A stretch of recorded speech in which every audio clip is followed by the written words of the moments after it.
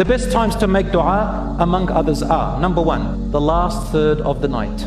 That's a really good time to make dua, or in the depth of the night. Number two, in your sujood, making prostration. Number three, between the adhan and the iqamah. What does that mean? It means from the moment the prayer time arrives on your calendar, that's considered the adhan, and then the iqamah. So if you're sitting in the mosque and you're waiting until the imam starts, in between that time, make dua.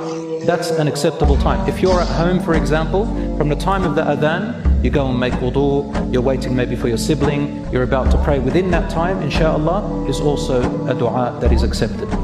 Also, a time period during different times on Friday, and there are three main times. Number one, when the imam climbs up the minbar. The imam climbs up and gives the sermon until he finishes prayer. When should you make dua?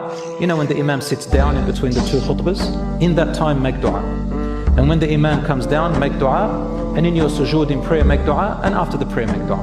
Also, in between Asr and Maghrib on Friday, all that time, there is a designated time where you can make dua, and it's more accepted. Number three, in the last hour before sunset. Last hour before sunset. All of these are, inshallah, part of the good times on Friday. Another time to make dua is in times of necessity and hardships. The oppressed person, their dua is strong. The traveler, someone who's on traveling, their dua is strong. The person who is sick, their dua is strong. Serving your parents, while you're serving your parents, and your dua becomes more strong. And lastly, while doing good deeds. Anytime you do good deed, make a dua, my dear brothers and sisters.